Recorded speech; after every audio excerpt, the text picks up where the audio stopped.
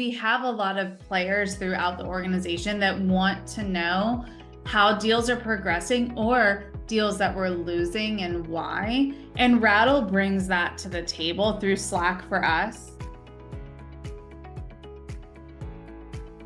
Meg Peterson, I'm the VP of Revenue Operations here at Rev. Rev is a speech-to-text transcription company that is hybrid, both AI and human.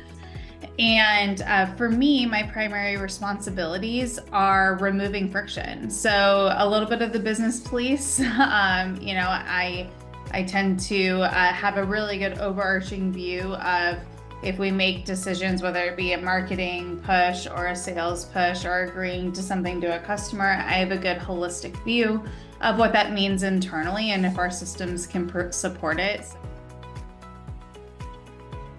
I think what Rattle in combination with tools like HubSpot and Salesforce, what it does is it allows people to be realistic, but also have shared definitions. So like this entry and exit criteria means the same thing for each stage and whatnot. But then I think it also instills accountability. You can have a great pipeline. Like you can look at your pipeline and be like, man, there's $12.5 million set to close in here in Q1. And then when you dig in, you're like, oh, of those 24 deals past this stage, 6 of them are valued $500K or more. I know that those deals historically take 6 months or more to close, sometimes over a year. Then you work backwards. You're like, okay, well, what was the create date of this deal? And you can like kind of dig into the, I would say, shared reality of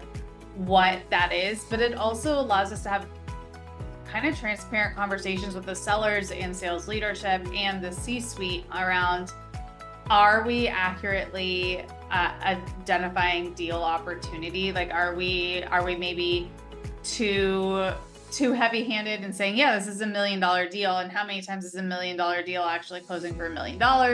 Like, what's the accuracy there? How are we calculating that? And it just helps us get like quicker, smarter, faster.